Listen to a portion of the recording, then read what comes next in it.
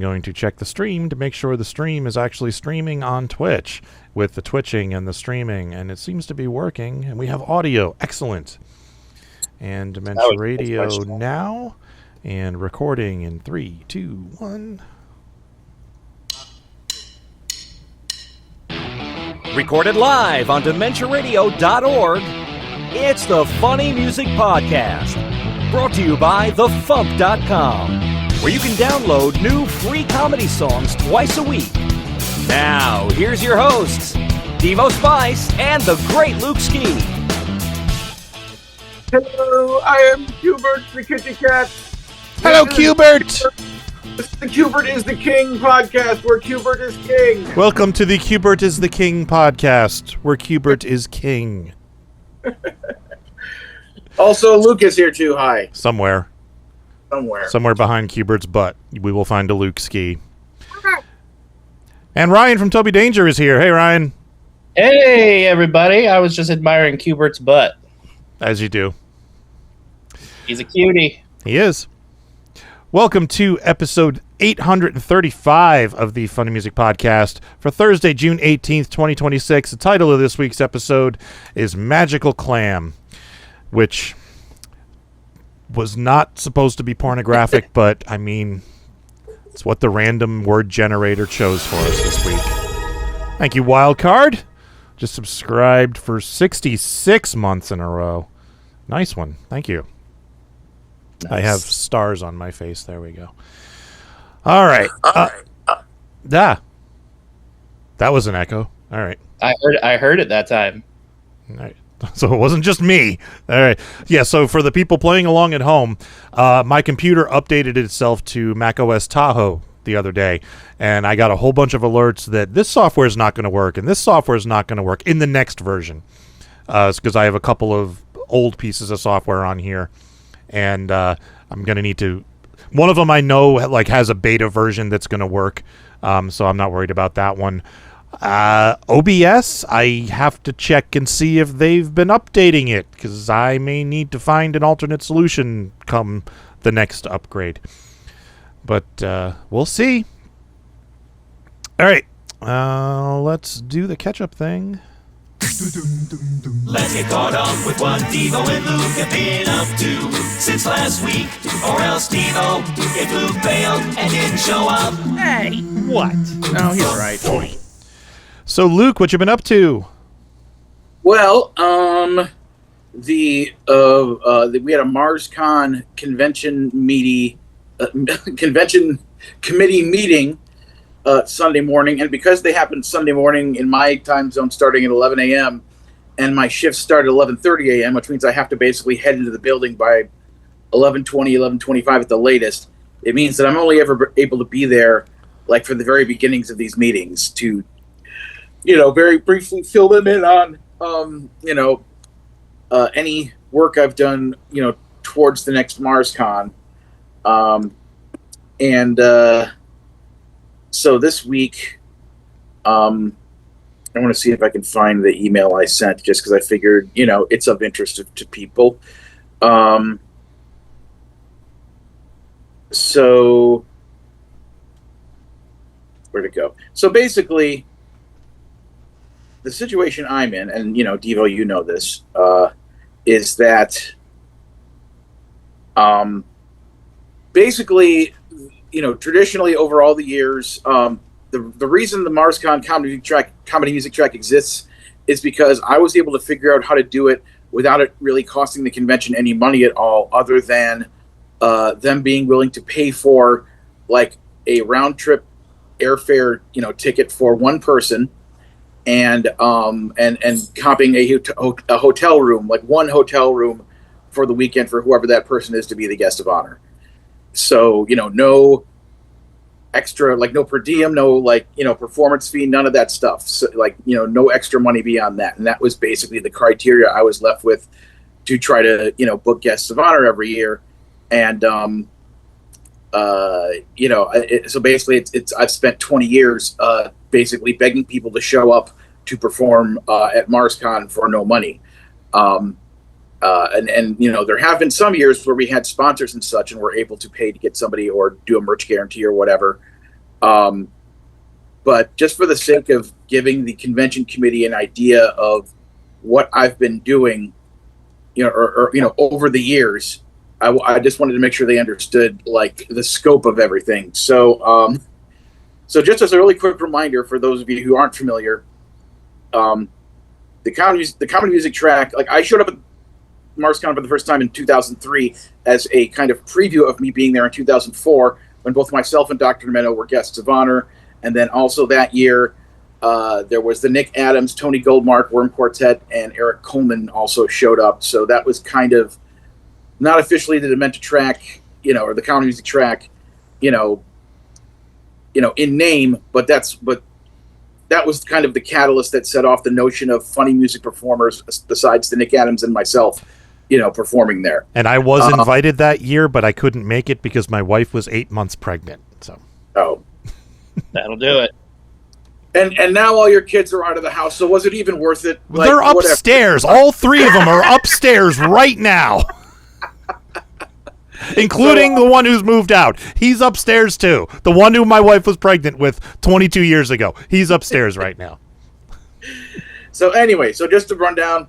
So 2004 was me and Dr. Demento. 2005 was me coming back and saying, hey, would you guys be interested in me booking other performers here from the Dr. Demento show, yada, yada. And they were like, yes, we'll give you some main stage time, So because of me trying to set that up, I was the guest of honor again, just kind of by default because I was trying to start something. Then 2006, we got Tom Smith. 2007, Ukla the Mock. 2008, I was talking to people trying to book guests of honor, and then whoever the Concom was just picking people and not telling me, leaving me completely out of the conversation. I remember that. Which is why in 2008, our guests of honor was Hot Waffles, although Paul and Storm also showed up and performed there. And in 2009, Wally Pleasant was our guest of honor, and MC Lars also showed up and performed there. Then the following year, we made the Nick Adams the guest of honor as their kind of reunion / farewell concert. But we also had Schaefer the Dark Lord and Throwing Toasters there. 2011 was Worm Quartet. 2012 was the Consortium of Genius. 2013 was Flat 29. Pretty sure we had some sponsorship help in there, due to the three of them and the flights being so expensive.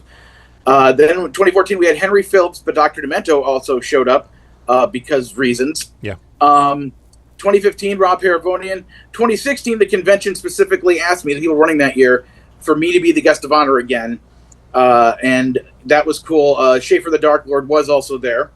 2017 was Judy Tenuta, and that year it was sponsored by me and Wildcard and somebody else to make that happen to cover her fee. 2018. Oh wait, I should also mention the 2017, the year Judy Tenuta was there. That was also the first year the Library Bards were there. 2018 was Brendel Floss with the Library Bards also being there. 2019 was Devo Spice with the Library Bards also being there. 2020 was Lauren Mayer. 2021, which was our virtual year, which Robbie Ellis was our guest of honor. We booked him before we knew it was going to be a virtual year. Then it ended up being a virtual year. We did it all over the internet, like we're doing right now. 2022 was Lindsay Smith and another person. 2023 was Bonnie Gordon, and we did get Robbie Ellis to show up for that year so that he could have a main stage show. I gave him like a 45-minute set just because I wanted to give him a little more of a thing since he got the staying at home year. 2024 was Andy Merrill, and we did a merch guarantee with him, which he sold like enough to cover half of it, and we had an anonymous donor cover the other half, so that was very excellent of them. 2025 was the awesome folks at Needle Juice Records sponsored getting King Missile Dog Fly Religion there, and then 2026 was Insane Ian. So you'll notice like every third or fourth year ish, it's one of the people that's already there anyway is the guest of honor. That's the year Luke goes, my head is going to explode if I have to try to talk somebody else into showing up for free.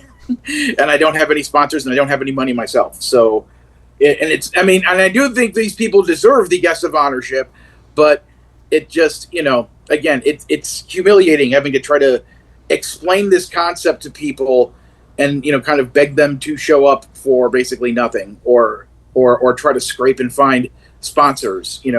which is why I appreciated Nilju saying like, hey, we have an idea. We'll be a sponsor if we get this act that we work with all the time and does funny music. It's like, oh, of course. Awesome. Legendary. Let's make it happen. Anyway, so I wanted to just read down a list here of, here's a bunch of acts that I have in some way, shape, or form, or through another person helping, have reached out to try to get to be a guest of honor at MarsCon.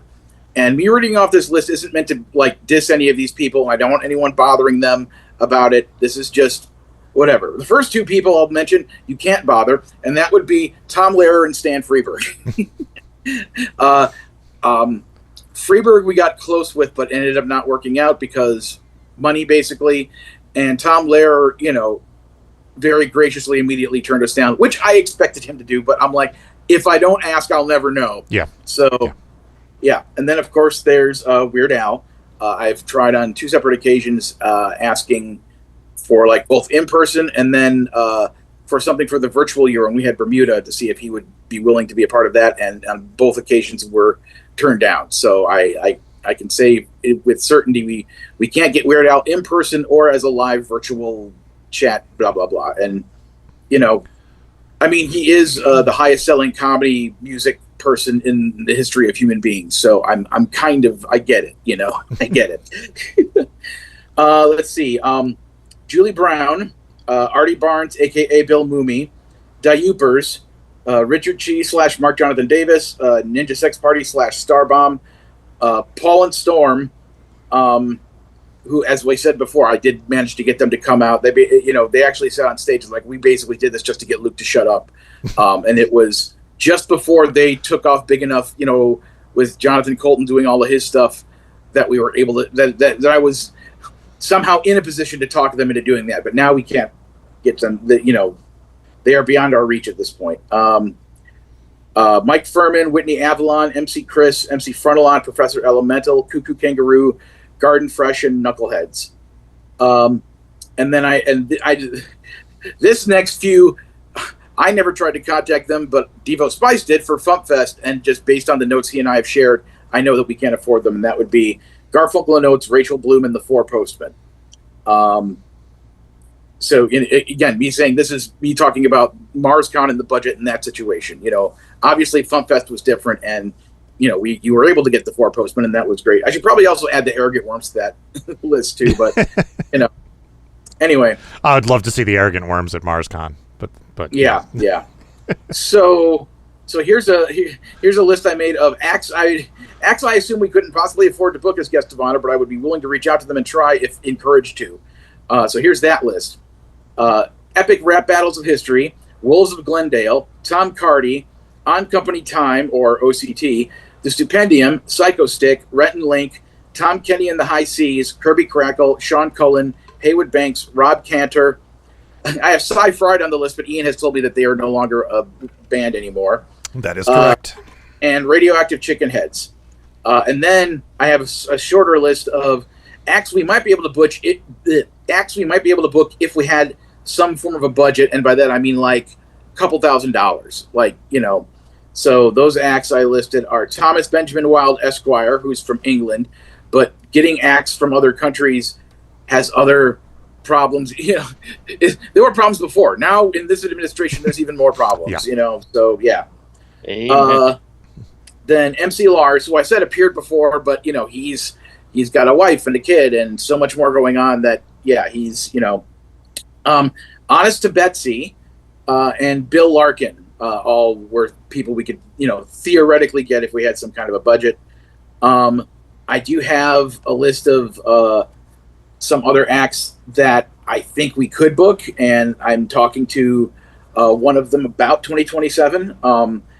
And I've already been, I guess I'll say that the ConCom had some positive ideas for 2028, because 2028 is going to be the 30th anniversary of MarsCon.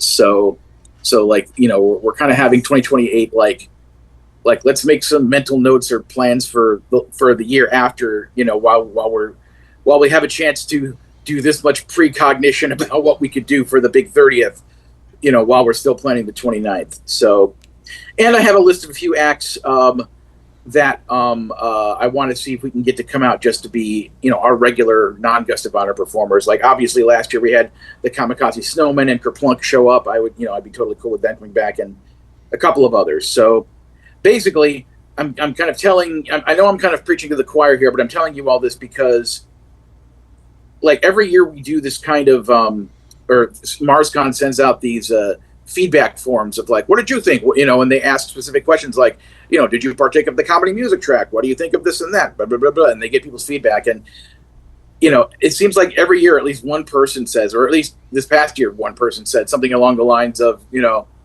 it's always the same people, like they don't go to it anymore because we never get anybody new or anybody, I guess flashy or something like that. It's just always the same people. It's like, well, these are the people who are willing to show up. Yeah, that's the whole thing. Like with an extremely limited resources, coming out to, come by yourself to the middle of Minnesota in the middle of winter and perform for no money. Like, there's a limited number of people who are willing to do that among the already small group of comedy musicians who exist, Yeah, like, to his credit, when I reached out to Mark Jonathan Davis, aka Richard Cheese, and tried to pitch it to him, he literally said to me directly, I don't want to go to Minneapolis in the first weekend of March. That's not something that appeals to me. And I'm like, you know what? That's fair. And that's honest. It's like, that's direct. Thank you for saying that to me. Now I know. I don't have to sit here and going like, does he not like me? I don't have to sit here and be all neurotic about it. It's like, that's why he doesn't want to be at the thing. So, cool. I know. Now I know, and knowing is half the battle. That was also the issue with Dayupers, wasn't it? Well, Dayupers, the very many members of that act are, very old, like retirement age old, and they actually spend the winter like in Arizona, many old people, like they head south to where it's warmer because that's best for them and their climate. So they literally aren't even in the area when MarsCon is happening. So basically, Dayupers doesn't perform at all during the winter months. So that's kind of that for that. I'm not even sure at this point because I asked them like 10 years ago, so I have no idea if they're even still performing during the summer anymore. I'm too far away from that part of the country to check in on like Summerfest or to find out. I've always wanted to do a pilgrimage up to Ishpeming, Michigan, to their big gift shop and be there and just bask in the glory of Dayupers. I first learned about Dayupers from my high school drama coach because we are doing a play called The Nerd, where I was cast as the titular character who was the nerd, and he was trying to explain to me that he wanted me to have a certain accent, and I didn't quite get it. And then he let me borrow a Dayupers tape, and which was I think it was Culture Shock was the album, and I immediately fell in love with the band.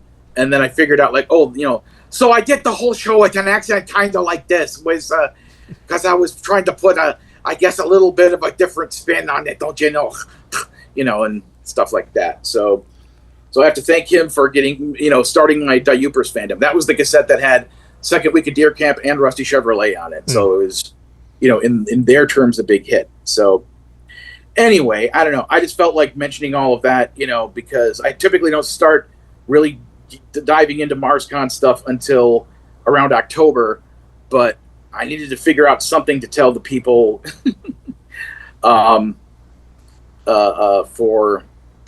anyway. So what else happened this week? I went to, the job, which I can't stand, but more importantly, yesterday and today I have been at Kalani's place because Kalani, when she had her chemotherapy, they inserted a port thing into her shoulder so that it would be easier for them to inject into this port to get the medicine to go in and then have the port basically get it directly into her heart, into her bloodstream, so that the chemo was better, easier, faster, more effective, less painful, less damaging to her body, yada, yada, yada. So it was like a flap, so to speak. It wasn't really. No, it was fully sewn in. It was a device put inside, and covered up, and they would just kind of stick into it. So so yesterday morning they had it removed because she's been done with the chemo thing for a very, very long time now, and it just, was something that was kind of being put off for no reason.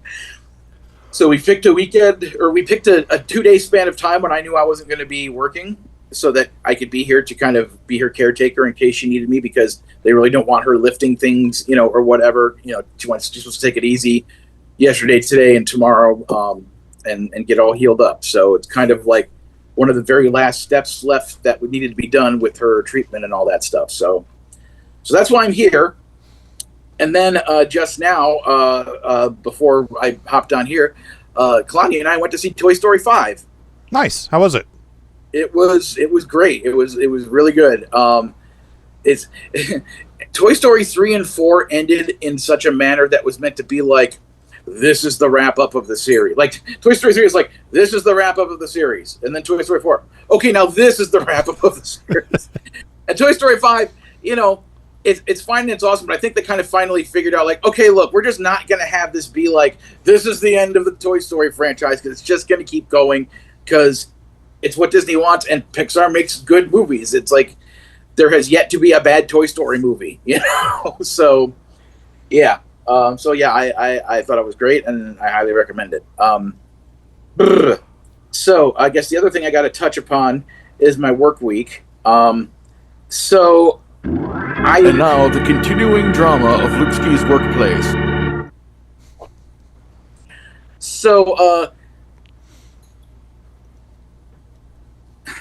Okay, I'm trying to remember. Okay, so this was Saturday. This past Saturday, I go to work. I get to where the meeting is, and I look down at the little metal table that's there, waiting for the morning meeting, and I see a piece of like brown cardboard there that's ripped off of some box or something, and I notice there's a drawing on it, and I look at it, and if I actually wait, maybe I can pull it up on my phone and hold it up to the camera here, because this drawing isn't just like, oh, somebody like me and somebody had a marker and they just decided to use the marker nearby. This was a drawing done with like brown pastel and white pastel. So like somebody brought their own, specific art supply type things to work. Dang it, where is it? There's so many pictures. Oh, here it is. Okay. So that was what I found at work. Wow. So yeah, it's really good. And if I zoom in here, really small it's signed by somebody named Monty. So I don't know who Monty is. I'm guessing they're a person who works one of the overnight shifts. But I show up at work on Saturday, which is a day my regular supervisor, Victoria, is there. And I find this, and I'm like, oh, that's cool. So the next day, and it was just kind of like left underneath that desk there by whoever drew it or whatever. So the next day is Sunday, which is the day that mascara is there. And I go back to that same spot, and I see that drawing is there. So right before, and I was kind of waiting to see, like, is she here or is somebody else? Because you never know until suddenly she wheels in on her bike, ringing her little bell if she's there. Then I saw that she was there. Dun, dun, dun, dun, dun, dun, dun, dun. That's the music I say out loud to myself when she comes by now. So I took one of the like empty white tubs and just kind of turned it upside down, and I just put that drawing up there so that it was in plain view of everybody, and just kind of walked away. So the meeting happened, while that drawing was sitting up there for everyone to see, and I just didn't say anything. And we were told where to go work, and I was sent off to do work. Later in the day, I came back to that area, and the picture was gone. So, and I even took the time to look around, like, oh, is it in here? Did it get put in a shelf? Is it, did it get thrown out? I was looking in garbage cans, and I even at one point snuck up the stairs to like the little loft area that's supposed to be like the manager's crow's nest when she wasn't around, to see if it was sitting up there, but it was nowhere to be found. So it got magically disappeared. So I could picture her coming in and just going, "No droning cartons ever," and just ripping it to shreds. Yes. but so basically, this is again my low key trolling of her to point out, like, oh, here's another person who was obviously drawing on the job, and as best I can tell, it hasn't had any negative effect on the workplace. Also, like, I think it was the next day, some of my other coworkers were like saying, like, hey, where did that drawing go that was sitting over there? And one of them was like, I figured Luke did that, and I was like, no, he didn't do that. This other person did that, and then they said something that. This guy, Monty, supposedly, there's a mural in the break room that kind of looks like sort of a faded American flag with some kind of silhouettes of what are probably like soldiers, like another Veterans Day kind of looking image. And I think what they said was that the guy who drew that image I found on the cardboard is the same guy who did that mural. Oh, cool. So it's like, so it just made me think like, oh, so there's a history of people at this facility doing art, and then the boss is finding out about it, and then they hire them to do art about Veterans Day because that's what one of the main higher-ups is all about, honoring the veterans. Maybe he is one, I'm not sure, whatever. But it just kind of underscored the fact that, I spent all those mornings the first 4 months drawing those cartoons on the back of the dry erase board, and when the higher-ups found it, they took pictures of it and shared it on the PowerPoint presentation on the closed circuit TVs all throughout the entire facility for about a week. So it just kind of really underscored the whole, like, yeah, I really think the higher ups have zero problems with people drawing cartoons or doing art things during their minor bits of downtime.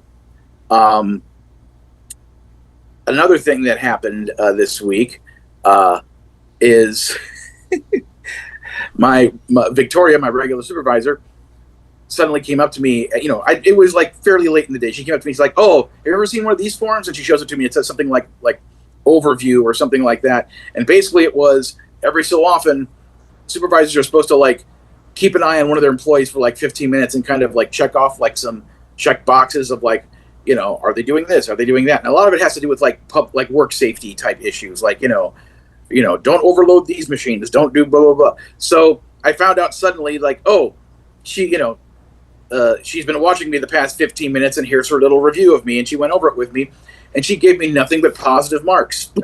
she and specifically pointed out, like, she likes the fact that I take care to not overload the big boxes, the big, things with cartons. So many other people just throw crap in, and it looks like, like a toy box in some kid's toy room that's like a mound of stuff sticking out. It's like, no, I don't do that. I put everything in so it's flat across the top so you can put a lid on it like we're supposed to, and blah, blah, blah. So she actually wrote that as a separate note, as like a additional piece of compliment towards me and my ability as a worker at that facility. So I just want to like take that sheet into, work one of the days that, mascara is there, like, oh, hey, check out this thing. My supervisor said that I'm a really good worker. She's writing compliments about me. This is official paperwork here. Note how all the words are spelled correctly. Wow. Oh, and one final little thing. Well, two final little things. One is that early, I think it was the last day before I left, or the second to last day before I left.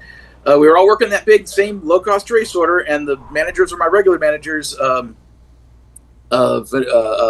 Victoria, and what was the other name I came up with? Dang it, I can't remember now. Doesn't matter. Star Fox, that's what it was. Yeah, Victoria and Star Fox were there, and they were managing, and the low cost tray sorter, and the low cost tray sorter went down. Oh my gosh, the low cost tray sorter broken. They need to call in people to fix it. So Victoria says to me, hey, we're calling in people to fix this, just hang tight. And I'm like, okay. And there's, again, a whole bunch of other people there. We're all hanging tight. And I got out my little book, and I started doing drawings in it. And you know what happened? Nothing! Because there was nothing to do. And they were busy trying to get the guys to fix the machine. And it was not a big deal. And it was no hassle. It didn't matter. Nothing mattered. They saw me doing it. They didn't care. Because they're reasonable. God. So, anyway. All of that being said, if you go to tinyurl/I love droning cartons, That'll take you to the Zazzle website to get your own I Love Droning Cartons t-shirt. So that's, once again, tinyurl.com/I love DRONING So if you love drawing cartoons, or as the case may be, droning cartons, you can get your own I Love Droning Cartons t-shirt from Zazzle.com. If for some reason that tiny URL isn't working, just go to Zazzle.com and enter droning cartons in their search bar, or Luke_ski, and I'm sure that you'll find it. There was an initial version that I put an order in for, and I think Devo also put an order in for, and I realized after I had done it that the background hadn't been completely taken out of it, and so there was kind of like a little bit errors to it. That if you ordered a white t-shirt, it wouldn't matter. But if you ordered any other color t-shirt, you'd be able to see that things were not normal. So I redid it, and then I put it in there again. And I don't know how to take down the other one. So that's why I had to create a different tiny URL. So that's why tinyurl.com/I love droning cartons takes you to the one that's the better one to pick if you want to order one, if you haven't ordered one yet. So, yeah. And again, I'm not promoting this on my social media or in my email list or anywhere else. I'm only promoting this shirt on the FuMPCast for those who listen, who will know about, the saga of droning cartons. We don't have a ton of listeners, but I have a feeling you're going to sell a fair amount of t-shirts. Like I think a large percentage of this audience is going to buy one of those. Our friend Carter, who's behind, one of the folks behind the FuMPFest documentary that's coming out, emailed me this week about something having to do with the documentary, and I was busy. I didn't get back to him. Then he shot me an email again. I'm like, yeah. Sorry, I've been.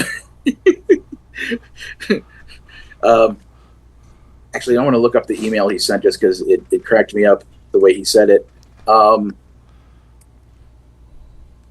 There it is. Because he said, I said to him, sorry for the delay in responding. My day job sucks. I'll look for the sound files after work. And then he said, heard about the job. Best of luck with all that. # droning cartons forever. So, yes. Anyway, but yeah, one more time, I'll say tinyurl.com/I love droning cartons to get your own I love droning cartons t-shirt. So, word. That is my yammering, which has gone on way too long, but I appreciate everyone listening to it. Devo, what have you been up to? Well, the big news in my life is... Yay! I got LASIK on Tuesday.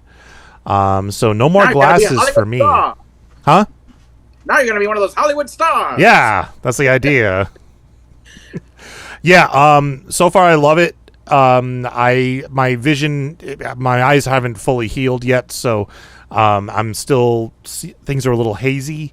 I'm still having a little trouble focusing now and then, but so far I love it, and it was fine.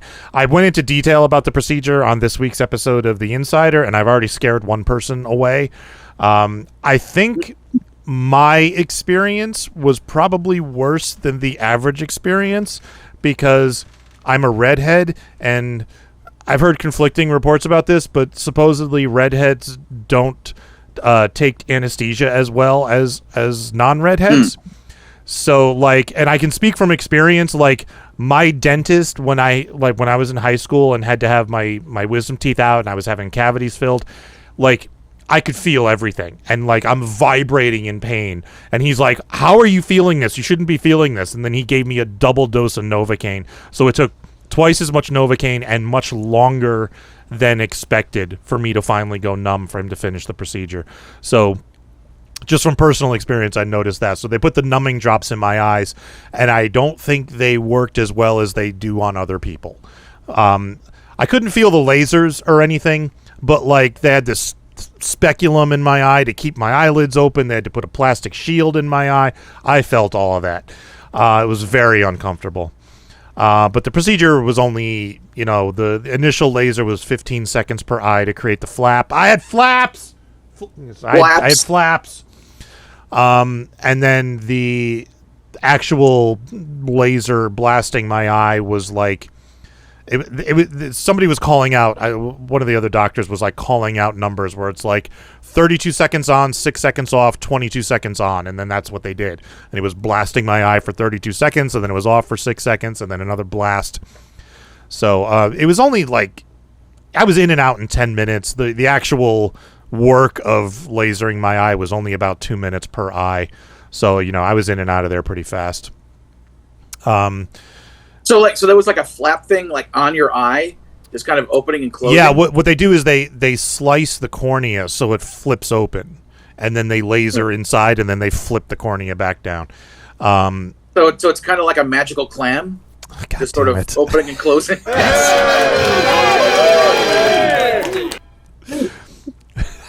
Yes, exactly like that. Good one. So yeah, and then Jeremy drove me home, and I've been able to see better. So yeah, and I kind of wish I had done this years ago, but then again, I didn't have money. I didn't have any, and I also didn't have a reason to. I'm doing it now because multiple casting directors have called out that my glasses were a problem, basically. So they literally said to me, that was great. Now do it again without your glasses, because on set lighting is an issue. So that's why I'm doing this, and because I'm doing it for business reasons, I can write it off as a tax deduction. So FITEM is paying for it. Tax deductible laser eyes. Yeah. I was joking that they did the procedure backwards, and now I shoot lasers out of my eyes, but so that would have been fun. In other news, I did go see Scary Movie 6. Did you get a chance to see that yet? Not yet, no. Okay. I liked it. It was I rewatched parts 1 and 2 recently, just so I could refresh my memory, because I know they brought all those characters back from the first couple, so I wanted to just refresh my memory. I seem to remember liking it more than I did this time around. And it wasn't that I didn't like it. I still liked it, but I remembered it being funnier than it was this time around. And actually, I thought part 2 was better than part 1 by a little bit, at least. They're good movies. They're not The Naked Gun, but they're good movies. I thought Scary Movie 6 was about on par with those first 2 movies. The marketing did not do it any favors, because they were like, everybody's gonna get offended, ooh, and then they picked and chose the 2 or 3 jokes in the movie that were edgy or awkward or whatever. And the movie's not like that. That's not what the point of the movie is. It's very much like the first movie. It's just now, It's like, it reminds me of Patton Oswalt had a bit like, he said, like, there's nothing safer than a comedian that tells you he's dangerous. Yeah, exactly. Yeah, exactly. Like, guys that are like, buckle in, it's gonna get crazy, and then the material is like, the food on airlines is bullshit. Yep. And the one joke that when I saw it in the trailer, it bugged me, was the one where she's on the subway and she gets stabbed, and this other subway passenger was like, he stabbed her, and the stabbing victim turns to him and goes, my pronouns are they, them, he stabbed them, and I was like, that's not how you do a joke like that. After seeing the movie, that joke totally works. And the reason it works is because that's who that character is. She is one of those people who, no matter how liberal you are not liberal enough. And that's her whole character throughout the whole movie. So when it got to that scene, and I was like, oh, I get it. Okay. So, other than that, my son Jeremy graduated from high school today. Woo! So congratulations, Jeremy. He's upstairs. Connor came back to visit to go to the graduation, and Darren and his girlfriend were here. And we did it. It was this evening. So I was in a rush because of everything. So like I got off work and then I had to rush to walk the dogs because then I had to take Jeremy to school. Then it turned out Jeremy had a ride and I didn't have to take him to school. But then, we had to take my wife and Darren and his girlfriend to the school and everything was rushed. And then I was like, we got back and we got back at like 8:15 and I was like, all right, let's just order pizza for dinner. I'll have just enough time to get the pizza, down a slice, and then get online for the FuMPCast. And I did that, and I got online, and I'm in the Dementia Radio chat, and Wildcard goes, dude, you're an hour early. And I was like, God damn it! Somehow my brain was stuck on it, because I was so rushed, my brain was stuck on it being 9 o'clock instead of 10. So, I made it. You traveled through time. I did. In the zone. So Ryan, what have you been up to? Well, my wife had gallbladder surgery on Monday, so that was super fun. Had to go in and laparoscopically just remove a piece of her inner being because it was full of rocks. So that was fun. Then we had to bring her home, and I had to make sure she didn't lift anything heavy because you know how the ladies like to just power lift any chance they get. Yeah, of course. Yeah. And I had to try not to burn dinner and offend my teenage daughters with whatever I decided to make for dinner, and just kind of generally be solo dad.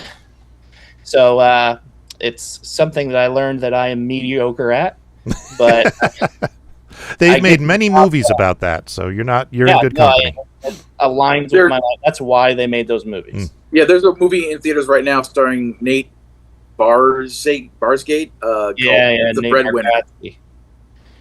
Bargatze. That was basically my life. I haven't seen that movie, but I can only imagine. Looks like it's fun. Yeah, so that's a lot of what I've been doing earlier this week. I was back to work today for the first time, trying to play catch up and juggle all that. And then, just trying to produce content and promote music and those kind of things. And I'm also mediocre at that. So, I'm terrible at that. I'm just flat out terrible at marketing stuff. So, yeah. Well, the thing that's really ironic about that is I am a marketing manager of a large HVAC company. So okay. I literally do marketing for my job all day, and then I get home and then I suck at doing it in my personal life. It's selling like a service like an HVAC and selling music to somebody are two very different things. That's very true. Yeah, because I work in marketing too, but I don't come up with the campaigns or anything. But I work in pharmaceutical marketing, so like I can tell you all about the drugs and the side effects, and I can tell you all the FDA regulations regarding the advertising of said drugs and stuff. But like, I'm not the one who comes up with the campaigns, to try to. I just program them. Nice. Yeah, I am literally, I'm the marketing manager, and I run every aspect of our marketing strategy because, home services companies are usually not super big. We're very localized.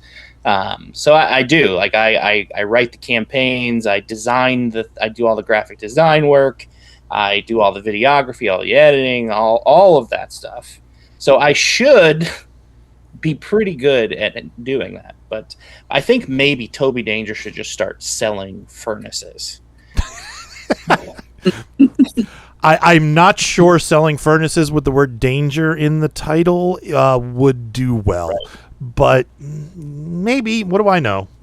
Danger, lightning bolt on the side. Hey, buy this furnace. Yeah. I would at least be decent at promoting it. We probably wouldn't move a lot of units, but I would get some TikToks made, that's for sure. That could be fun, yeah. It is the hugest, because that's a word, barrier I have at creating short form video content is to create it and then look at yourself on camera afterwards and be like, I'm going to share this with the world. Maybe we'll put that in the drafts. We'll come You back should just to make it. a bunch of fake commercials for like furnaces, Toby Danger furnaces, and like other stuff that you wouldn't want like to be called Danger. And just do a whole series of fake commercials. Underwear. Yeah, Toby Danger underwear. Yeah. Electric underwear. Oh, with my son's graduation, I saw this online, and I sent it to him, and I'm like, you need to actually do this, and he wouldn't. But somebody decorated the top of their graduation cap as Spaceballs, the graduation cap, and I was like, please do that. Oh, nice. He wouldn't do it, the bastard. Be. He's no fun. Neither are my kids. All right, so you posted a song. Give us a quick intro, and we will give it a listen. Sure, yeah. So this new song is entitled Baby Yoda. The reason for that is because the initial chorus of the song was written long before it was revealed that Baby Yoda's name was in fact Grogu.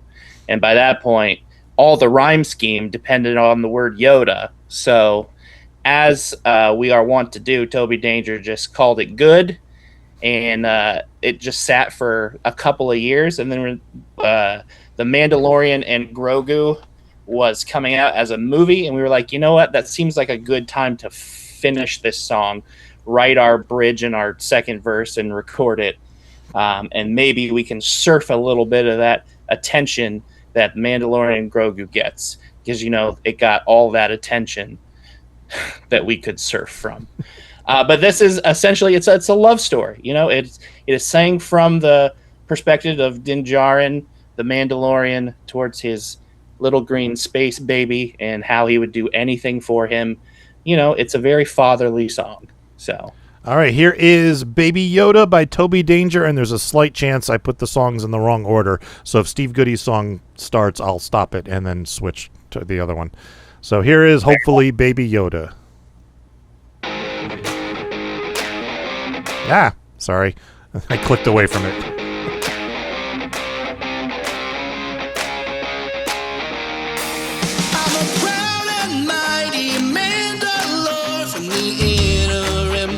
Yavin 4, never met a mark I couldn't take, but she came along and caused a spark, felt my heart melt like Beskar. Your floppy ears were more than I could take.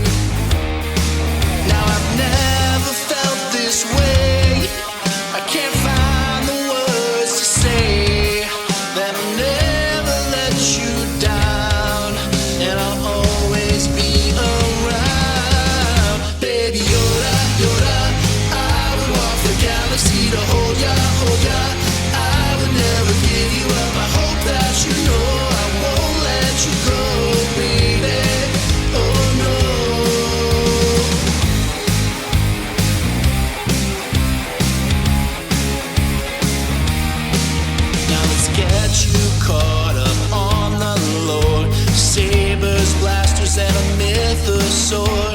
You take it in stride with those tiny puppet legs.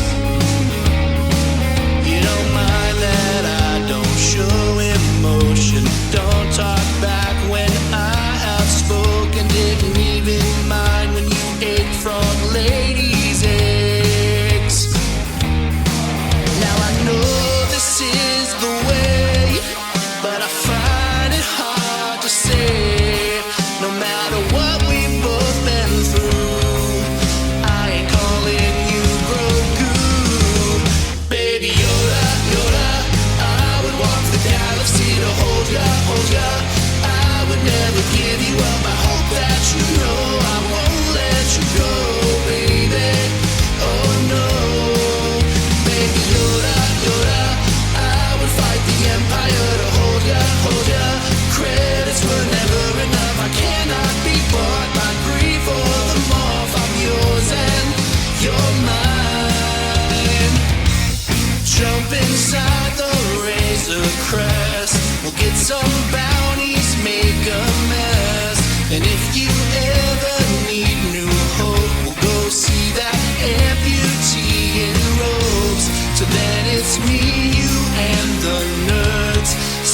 sweet like whistling birds.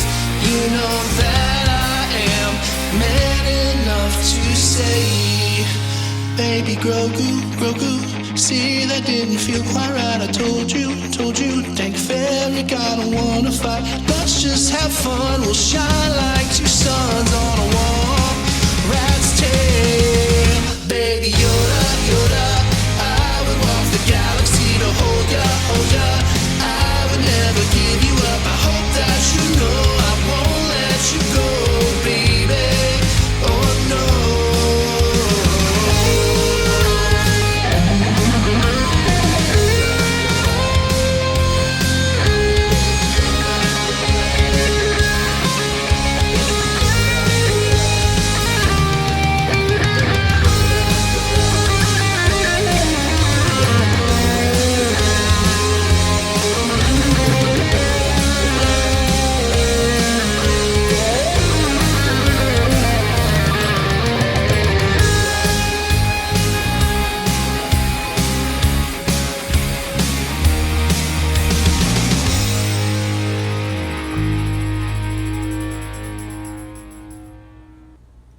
I was so excited that the right song started playing that I clicked off of it. Great song. Yes, great song. Thank you, fellas. It's And always fun I agree to with hear you. I how- think Grogu my is a own- harder word to rhyme. So I think you made the right choice. Yeah, well, we wrote the chorus for that after the first season of The Mandalorian because we were like, Baby Yoda was taking the world by storm and he was so adorable. And then they revealed later, before we could finish it, that his name was Grogu, and we're like, we're not going to change the chorus. Does anybody like the name Grogu? I don't think any. I don't know. I think a lot of people preferred Baby Yoda. Yeah, I certainly Nah. did. So I we're like like, you know, Grogu. we'll bake that little joke into the bridge of the song. We're just like, we're not going to call you Grogu. It was a good choice. I appreciate that. Thank you. But yeah, song rocks. What'd you think of the movie? The movie was fun. You know, agree. it wasn't like it didn't like blow me away or anything, but it was like an extended version of a Mandalorian episode. So it was a fun adventure. I have an infant son, so there were moments when watching Baby Grogu, like when he's like trying to push all the buttons, I'm like, that is my son. And then it got to soft, not really a spoiler for anyone, so close your ears if you plan on seeing the movie and you haven't yet. But the moment when Din Djarin needs to be rescued, and all of a sudden, Baby Grogu is like, he has that adorable suit up montage where he's putting on his Beskar armor, and it's like the size of a little teacup like saucer. That was adorable, and I was like, that is not like my son, because if I got captured, I would be screwed. It was good. Yeah, I thought it was a lot of fun. I mean, I hate the fact that the general public has become so entitled that if a movie isn't like everything, then oh, it was a piece of crap. Oh, they didn't live up to a certain expectation, or it didn't make enough money, or whatever. It's like, entertainment used to just be an industry, and movies just came out all the time, and we went to see them, and we didn't sit around, judging this or that on some weird criteria. It's just like, did you see that? Yeah, it was awesome. Cool, me too. Okay, let's move on. So Yeah, no, I took my wife on a date night. We saw it. It was good fun. It was enjoyable. It was a good story. We liked the characters and everything. Yeah, to your point, like, people build up the mythology of Star Wars, and they're so heated, and so that one sucked and that one didn't suck, and I'm like, it's fun. I mean, there is some, there's some levity to Star Wars, as a property in our culture, sure, but at the end of the day, it's you got to have fun. Movies supposed to be fun. Yeah, it's a lot of space lasers and pew pew pew. You gotta have fun. Right. Yeah. It was good. Good times. yeah. So how are things going with Toby Danger?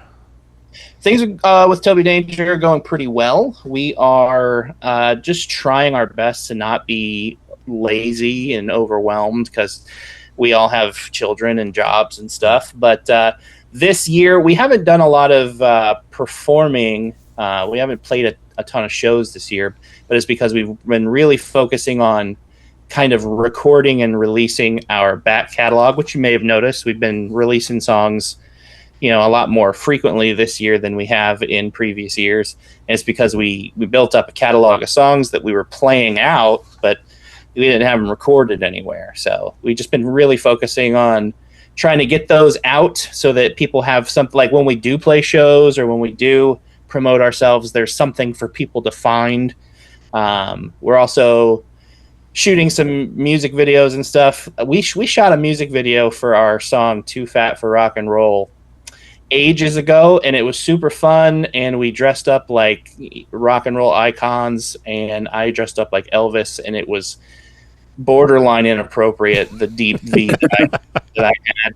And it's just taken me, because I'm doing all the editing, it's taken me forever to get it done, but it's almost done. I thought you guys had a video for that song. We do, and we actually have a whole other version of that song, but we didn't like it as much. Oh, so we okay. made a secondary version, and then we shot a secondary video, because that was like the original Too Fat for Rock and Roll kind of like was before Toby Danger existed in this space. It was just me and Josh at that point. So the video, Josh couldn't even be part of it because he was busy that day. So it's just me in there. But so now we finally got a video with all of us in it, and it's it's a little bit more of the vision we wanted to do. So I guess we'll keep rehashing our same songs over and over again until we are satisfied. That's what we all do. It's fine. Worm Quartet has like 17 versions of Coffee. It's nice, classic. Yeah.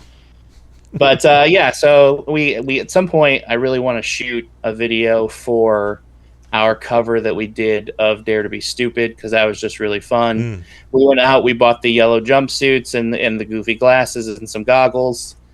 So all the parts are there. We just have to actually do it at some point. So that'll be a fun thing that we'd like to do. So yeah, we looking to maybe do some shows towards the end of summer and into fall. But right now we're just focusing on releasing music, making sure we have as much stuff for you pretty people to listen to as possible. Yeah, any plans for a video for Baby Yoda? Yes. I did buy a Mandalorian helmet, and I did buy the cheapest Grogu hood with ears on it that I possibly could find. I do have a very cheap Mandalorian costume still from my Mandalorian song, so I still have that. So nice. It looks decent as long as I face the camera. As soon as I turn sideways, you see that it looks like one of those 1980s face masks that just covers the front. Yep, that is basically what I have too. Okay, so you probably got the same costume. Yeah.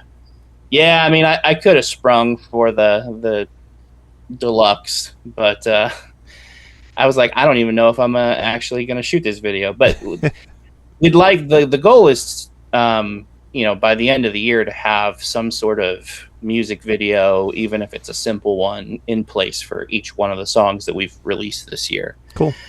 So we'll see how that goes. And we're also in the process of writing a whole new batch of songs that no one's ever heard yet, and we're excited about that. We got some cool stuff coming up. And 2027 MarsCon guest of honor. Right, Luke, right? No, I'm kidding. Yes. we would absolutely love it. Actually, Luke invited us one year to MarsCon, and we were super bummed because we just couldn't make it work to come to Minnesota because we were broke, and I think our drummer was getting a divorce that year. I remember in the email you guys were basically asking me, like, could you possibly figure out other gigs that we could do on the way there and on the way back to kind of justify the whole trip? And I was like, yeah, it was a big I know a lot of people in Chicago. That's, maybe Madison. That's probably about it.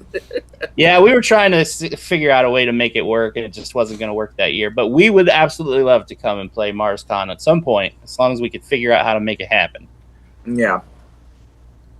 Well, you're on my list of, if we could figure out how to make it work, I'd like to make it work. But yeah. You're on my list for FuMPFest too. If I can ever make FuMPFest work again, so.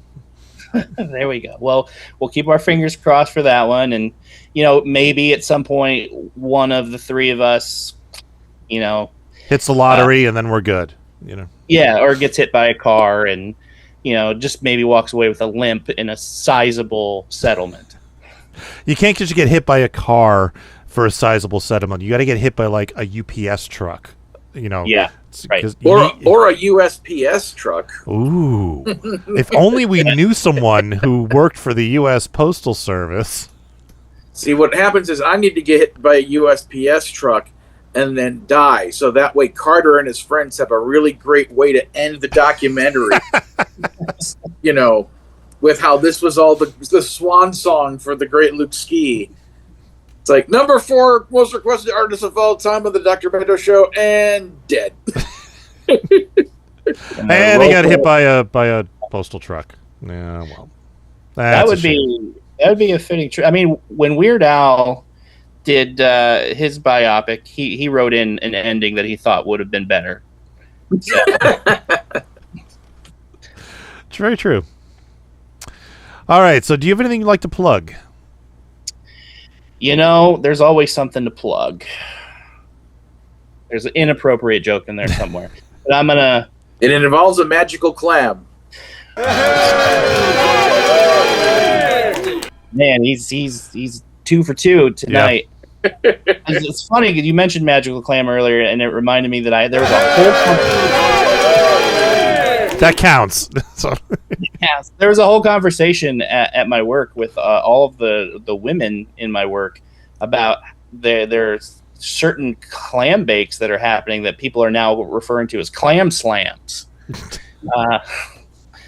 It's a clam bake, but that's what they're trying to like zhuzh it up a little bit and trying to get more people to come out to the clam slam. And I just imagine just like one of those.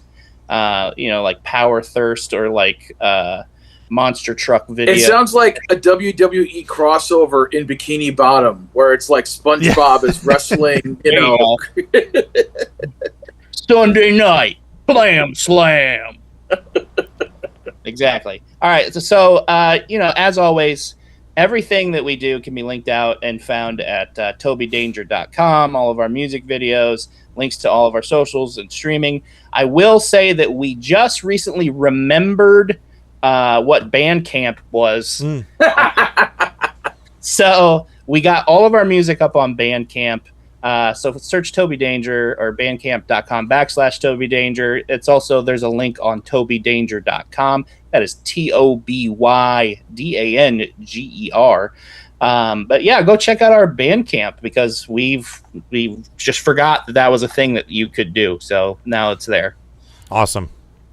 While you were talking, my bandwidth dropped to 0 and we buffered for a moment. So hopefully it didn't kill the stream and stuff. But I forgot to mention this at the top of the show. The Fiber, July 2nd. Yay! They are coming. I am so happy. So I can be gone with Comcast. The hell is my cable for Optimum? Jesus Christ! There you go. It's been a day. Yeah, I will be done with Optimum at least until Optimum invariably buys Planet Networks because it's, we're not allowed to have competition in this country anymore. Capitalism. Yep. But yeah, Fiber. I'm so excited. All right, so we're going to move on to news and second song. I got a pre-recorded interview with Steve Goodie coming up. Are you going to stick around or are you taking off? Unfortunately, I do have to take off because my daughter is waiting to play Nintendo, and I told her she couldn't until I was done on the phone. All right. No problem. Well, tell your daughter to enjoy her Nintendo time, and we will catch you next time. Thanks for joining us, dude. Always a pleasure. See ya. Later. Here, fellas. This is the FuMP. I'd rather eat a porterhouse than greens. Yes, I would. should, but beef tastes good. SAT's got a hold on me. I got a whole lot I don't wanna. I wanna put an end to DST. I got a whole lot I don't wanna. I'll just stay in bed where I'll sleep just like the dead till the clocks ring back ahead. Cause I'm seasonally affected. I call you a fascist, but you don't know what that is. That's the Funny Music Project at thefump.com. THEFUMP.com. Go out, touch my own personal bias.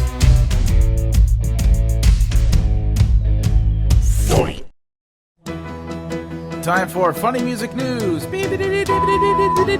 Something, something, something. In the news, Weird Al Yankovic will be appearing in a new comic by DC. It's called Batman/Superman/Weird Al, World's Weirdest #1. The tagline says, a crisis is draining the weirdness from reality itself, leaving Batman and Superman with only one option: call Weird Al Yankovic. The 40-page one-shot was written by Mark Waid with some input from Al, but Al did not do any writing on the story itself. Special features a main cover by Dan Schoening, alongside variant covers by Mark Spears, Riley Rosmo, Jerry Gaylord, and a foil variant by Schoening, and it will be published on September 2nd. And I think I will have to buy a comic book for the first time in 30 years. And I posted this to the Dr. Demento Facebook group, but I wanted to run it by here for people who didn't see it. I had reasons to do some number crunching the other day, and during the time that the Dr. Demento show and the FuMP overlapped, so between January 1st, 2007 and October 11th, 2025, the FuMP posted 2,109 songs. Of those 2,109 songs, 910 of them were played on the Dr. Demento show. That's 43%. Many of them were played multiple times, obviously, for a total of 2,587 total spins. 296 of those songs made either the Funny 5 or Top 10 countdowns. 130 of those songs made the year-end Funny 25 countdown, and 13 songs ended the year at #1. So we had a pretty good run. And a big shout out to Jeff Morris for providing the playlist as zip downloads from dmdb.org. So that I didn't have to download them one at a time to get all this data. So that was fun. Yes. And that's all the news I got. You got anything before tour dates? Just tinyurl.com/I love droning cartons. For those of you who want to show your love for droning cartons publicly. All right, tour dates. Sundays. Eclectically. Well, I don't know. Let me ask you, Devo. Should we list that? Should we have Lee list that in one of the briefs in the next FuMP newsletter? That's up to you. I was going to ask about that because you specifically said you were only going to promote it on the FuMPcast. So the newsletter is not the FuMPcast, but it's up to you. If you want to list it, feel free. Maybe list it, but have it simply say, for you FuMPcast listeners who need a reminder, you can get your I Love Droning Cartons t-shirt at tinyurl.com/I love droning cartons and have that link and just have that be it. Yep. No further explanation, no context. Yeah, I think that's the way we should go. Okay. Yep. You heard the man, Lee. All right. Sundays in Nashville, Tennessee. Steve Goodie hosting at the Bluebird. Sundays online, 2 Sleeps. The last Sunday of each month on Facebook, Lauren Mayer. Mondays online, Steve Goodie and Brad Tassel at virtualcomedyshow.com. And coming up this week, June 22nd, Andy Corwin will be the musical guest. And on Wednesdays in San Francisco, California, Ben Vicini. The 19th through the 21st in Wichita, Kansas, Mikey Mason. The 20th in Ballston Spa, New York, Drew Jacobs. The 20th in Governor's Island, New York, David W. Jacobson. The 20th in Livermore, California, Phil Johnson and Roadside Attraction. The 21st in Hayward, California, Lauren Mayer. The 25th in Santa Cruz, California, Phil Johnson and Roadside Attraction. The 26th in Morristown, New Jersey, Carla Ulbrich. The 27th in Ocean City, Maryland, Bussy. The 28th in Oakland, California, Phil Johnson and Roadside Attraction. And birthdays coming up. We got a bunch of them. On the 21st, Jeff Whitmire. On the 22nd, Ross Childs. Also on the 22nd, Bone Cage. And then on the 23rd, Tom Smith. So happy birthday, guys. Woo! All right. Second song of the week, new one by Steve Goodie. Here is Strangling Seagulls in the Dark. And remember, Luke, we were talking about like weird things that happened on the, like patterns on the FuMPCast or on the FuMP. Yeah. I started working on the FuMP Volume 117 today. There are 2 songs on Volume 117 about seagulls, and I think that's the first time we've ever had a song about seagulls. And there's also a song on it about Canadian geese, so or geese in general. So, and if you want to get real, like, I don't know if esoteric is the right word. We have a song about Grogu, who is, the same species as Yoda, who, according to the bad lip reading people, is harassed by seagulls regularly and needs to tell them, yes, stop it now. That's right. And there goes my bandwidth again. Did you freeze up, or I did. Just not knowing what the hell I'm just going to wait until my bandwidth comes back. I had a whole 8 kilobytes per second there for a second. I'm just good. It's definitely, I'm going to have to edit this show together. I hate it when this happens. I can't wait of Optimum. And wow, I completely died. Well, still recording locally. So I'm just going to. Are you back? Am I back? I don't know. Let's see. Yeah, I appear to be. My bandwidth isn't great, but it seems to be recovering. No, it's dying again. Well, crap hammers. All right. Well, I'm just going to play the song, and hopefully by the time the song ends, I'll be back. And if it dies during the song, I can fix that in post. So let me move that back over there. All right. So here is "Strangling Seagulls in the Dark" by Steve Goodie. Every August, I go to Edinburgh, Scotland for the Fringe Festival, which is wonderful. But one downside, it's a seaport town, so there are loud seagulls 24/7. Fringe is here, a fringe is here. Every year we come here from far and near. I don't think it's even the slightest bit queer that I'm here in Edinburgh in my 60th year. But there's one thing that makes Fringe a pain for me, providing a nightly migraine for me. Every night I can't sleep, that's right, I am quite bleeped, so I'm strangling seagulls in the dark. Every night it's a fight to get some peace and quiet, so I'm strangling seagulls in the dark. When they see me sleeping, the birdies all squawk and yell. It's loud and annoying, like the intercom at Taco Bell. The sun's gone to bed, but they're piercing my head, so I'm strangling seagulls in the dark. Da-dum, ba-dum-dum, shut up, dum-dum-dum, shut up, dum-dum, shut up, shut up. They think it's endearing, this racket I'm hearing, as all night they are jeering avian standards. As I lie persevering through this foul balladeering, I fantasize clearing them out like Colonel Sanders. Oh sure, it's slightly illegal to twist off the head of a seagull. What's the big deal? If Sunday they've kept you up and you've not slept, let's go strangling seagulls in the dark. 'Cause I'm not forgiving that Jonathan Livingston strangle that seagull in the dark. All these evil he-gulls and she-gulls just yuck it up. So the next one I see, I will happily mess it up. When they're all gone, methinks I may get a few winks. So let's all go and strangle, hell, let's maim and mangle, and strangle some seagulls in the dark. I'm here with Steve Goodie. How you doing, Steve? Pretty good. How are you, Devo? Good.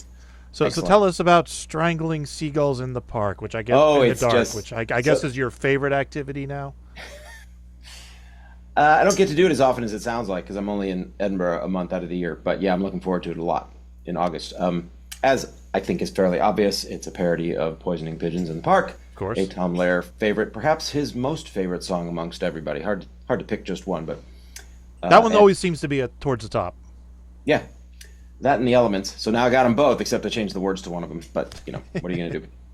It's just autobiographical. Those birds are freaking loud, and I was having significant sleep issues already, and that did not help at all. So the song kind of wrote itself. Some things I needed some help from my friend Niamh Bagnall, who lives in Ireland.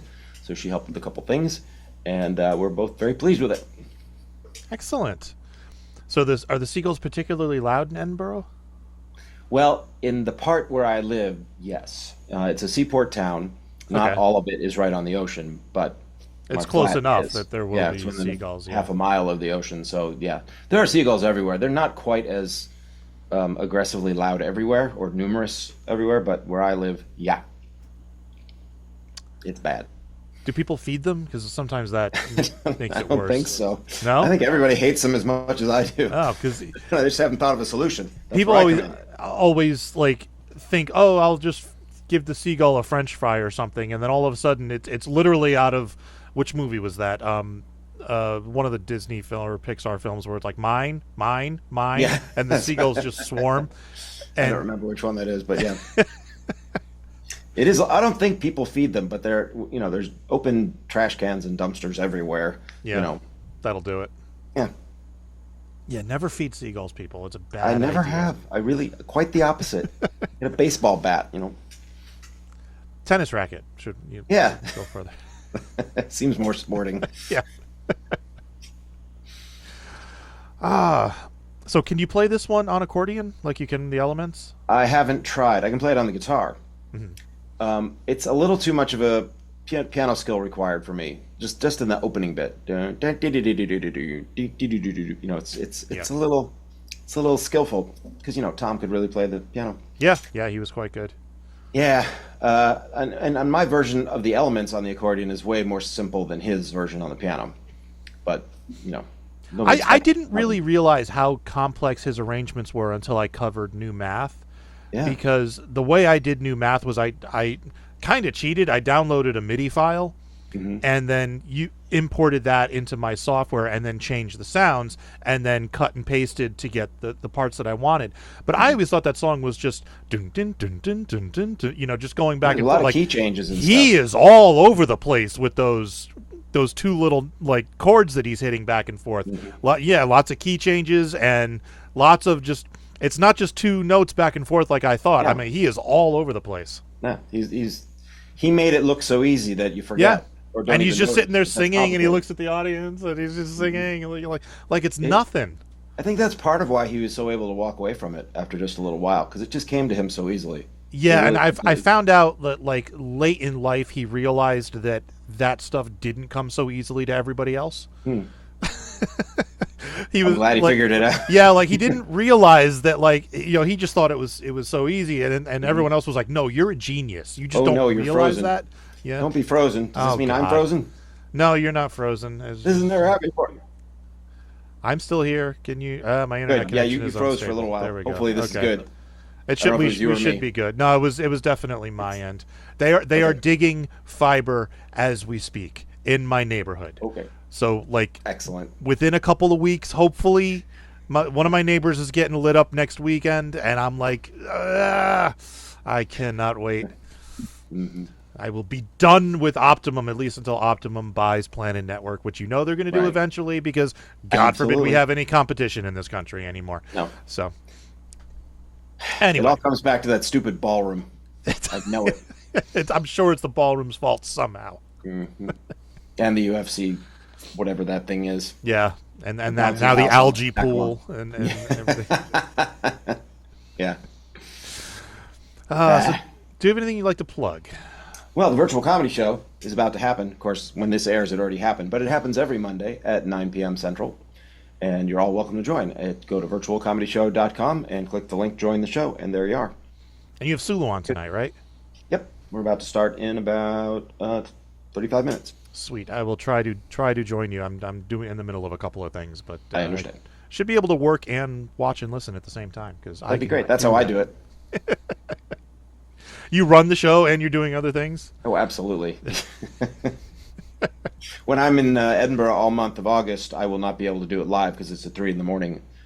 Edinburgh time. And although I've done that in the past, it's absolutely not okay with the sleep issues that I have. So I'm pre-recording a whole bunch of top 10 lists and organizing them and cutting and all that. And it's a big pain in the butt. But I got to get it done. So I'm getting it done. And I may be getting it done during our show tonight. You never know. All right, cool. Oh, yeah. August is like coming up. It's coming up. A month and a half. Yep. So you have like 6 weeks to. All right. Yeah. A lot to take care of. Not panic about. It'll be fine. Well, it'll be fine. It'll be fine. It's fine. It's fine. It's all fine. It's fine. All right. Well, thank you for joining us. Thank you for having me. And we'll talk to you 7 or 8 times before Edinburgh, I'm sure. I'm sure. So have fun on the show tonight, and I hopefully see you there. Okay. Making the internet absolutely ridiculous. Dementia Radio. www.dementiaradio.org. Port 8027. Please hang up and try again. This is the part where there's feedback. Feedback. Feedback, you know that segment of the show we do about now? Feedback. Feedback. Feedback.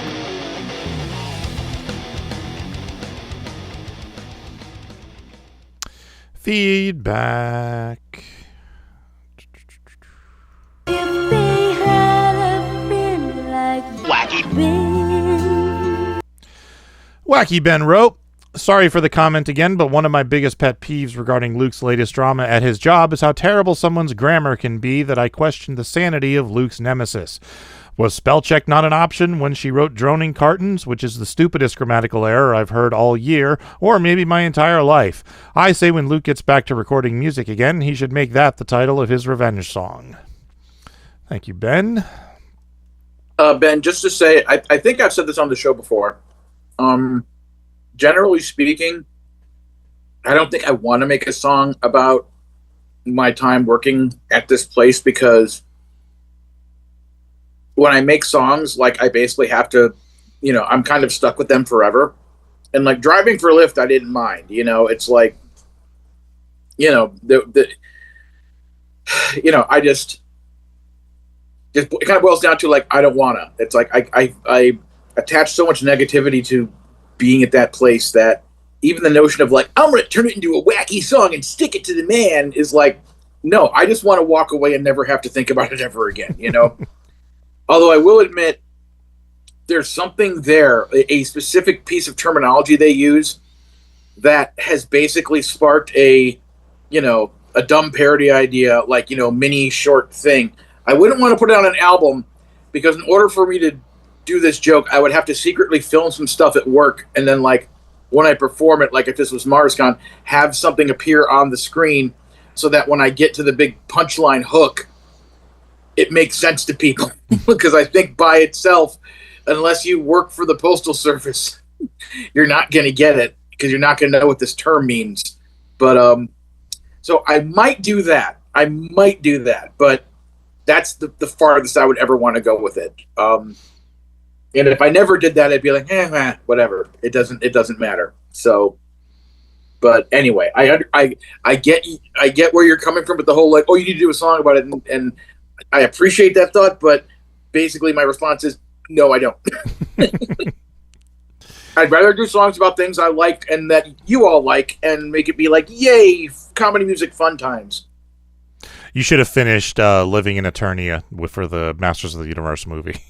I could have done that. All right, more feedback. Well, he is a madman after all. And he's on the loose! Madman wrote, hoping the LASIK recovery for Devo is going well. Thank you. So far, so good. If Luke is forklift certified and willing to work in Des Plaines, we are looking for someone. I admit the commute might be a hassle. Anyway, last weekend, someone misread my FuMPFest t-shirt thinking it was the one supporting the current president. I vaguely remember hearing once in the cast Luke or Devo having the same thing happen, or am I mistaken?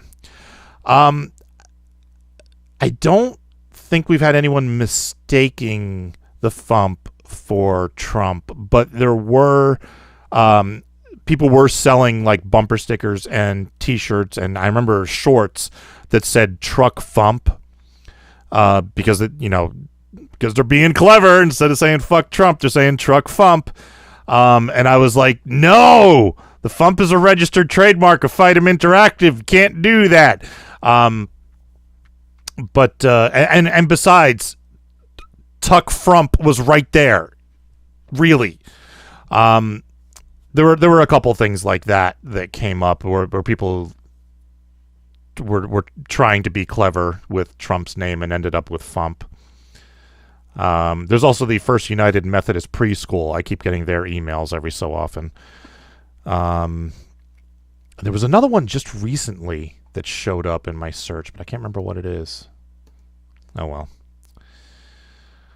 It reminds me of there's an episode of The Office where Ryan, who's like trying to invent the next big tech thing that will make him a millionaire, comes up with a website that called like a social media website called Woof, and it was like WUPHF. Yes, I remember that. And so it's basically something where if you type something into one thing, it sends something to like every conceivable device all at once and like blasts it out everywhere. And he was trying to get people to invest in it, and then finally they had one investor, and then they figured out that they only wanted it for the URL because they were like, whatever they were like WUPHF was like what it stood for. So he ended up selling it to them just so that he could, anyway. Yeah. All right. And For who could ever learn to love a beast? Father Beast wrote, okay, Luke, so when I said you are a parody master and find a way to turn it around, that's what I'm talking about. When you talked about making a t-shirt saying you love droning cartons, I was wondering if we could get a drawing of an Amazon drone carrying a box. Then when I saw the shirt you have for sale, it has the picture I was thinking of. Now I am sure that some of your jobs at the post office involve moving boxes or those ubiquitous tubs they use at the PO for collecting and moving piles of stuff.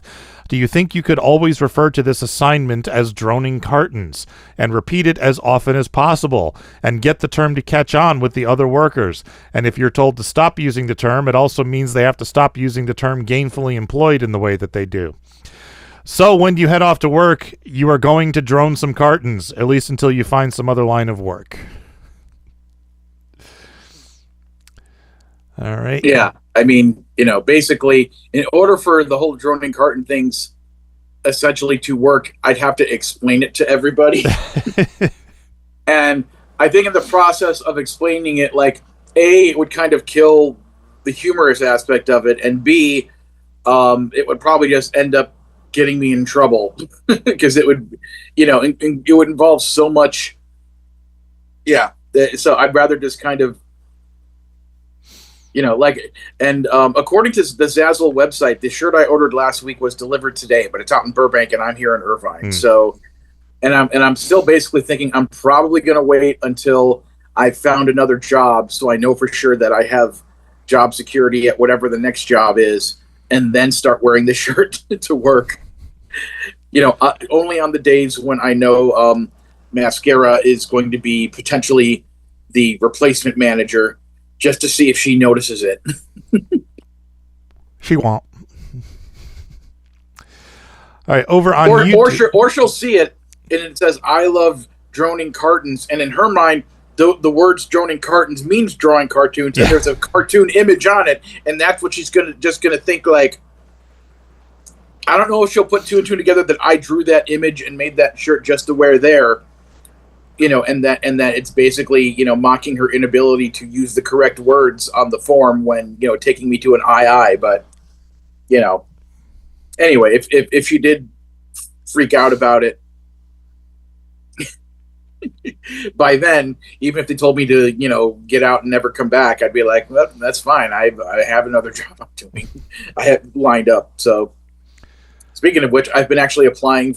It's been longer than it should have been since the last time I went through all of the websites of the studios and stuff and applied for jobs. So I've applied for at least 4 in the past day, and I'm keep looking some more to see what else I can find.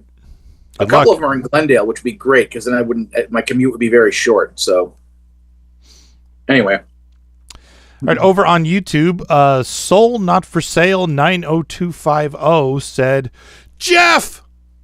That was it. That was the whole comment.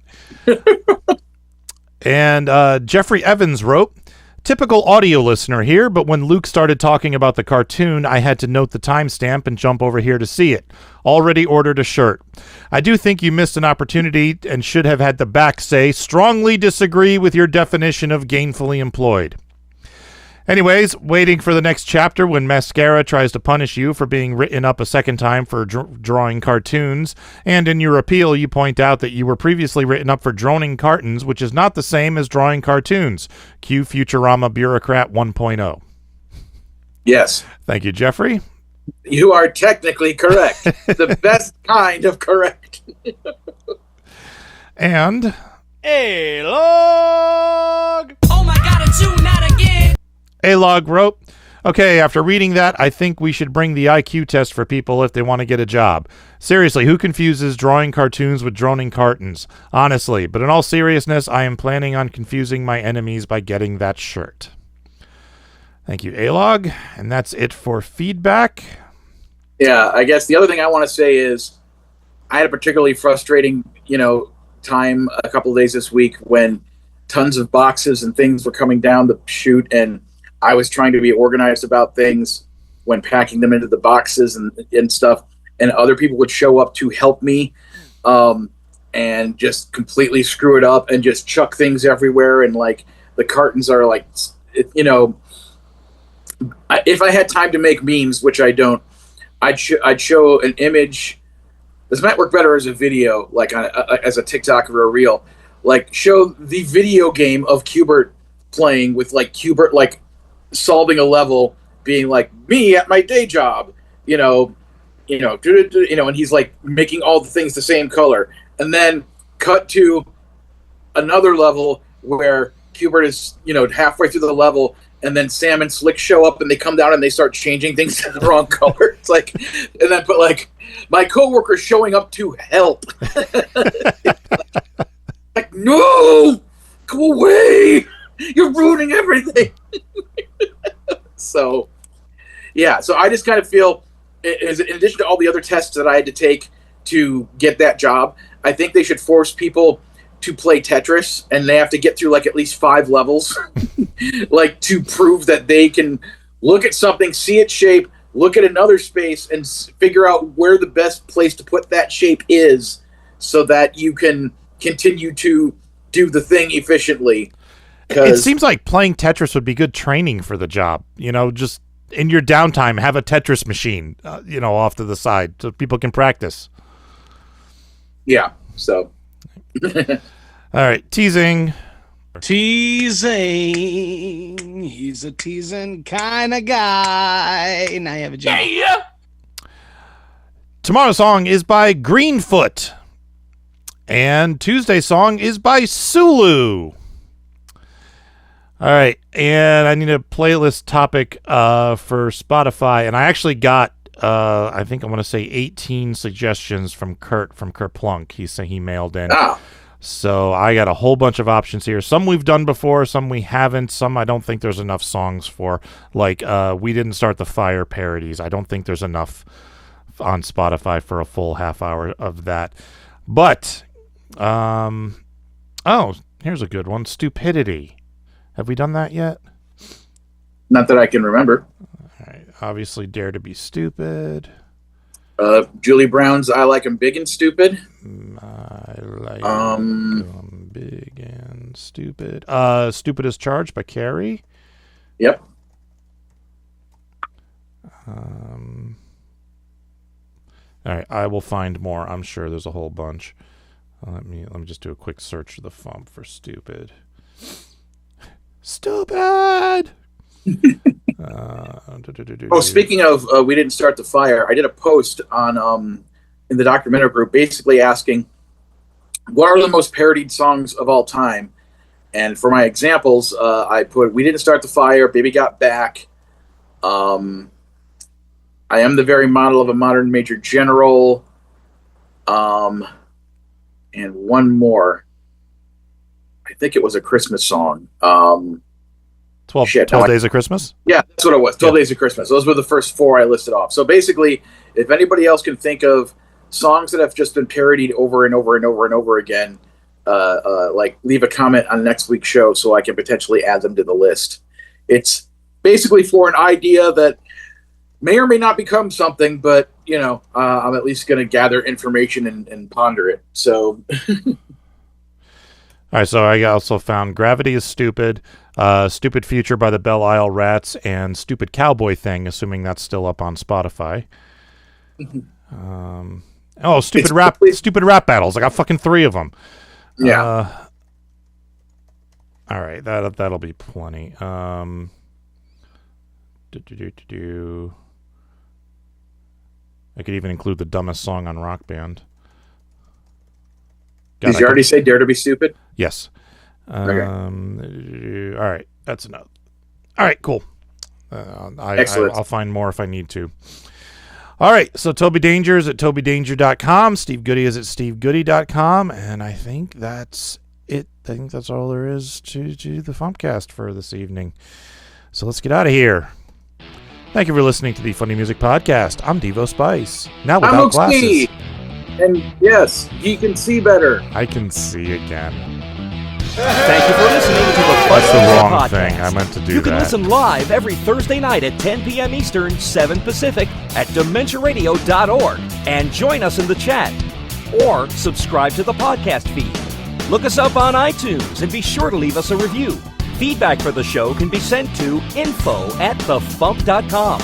The Funny Music Podcast is a production of Fidem Interactive, LLC, released under a Creative Commons share-alike license. Tell your friends, tell your enemies, shout it to random people on the street, and be sure to visit thefump.com for the latest funny songs.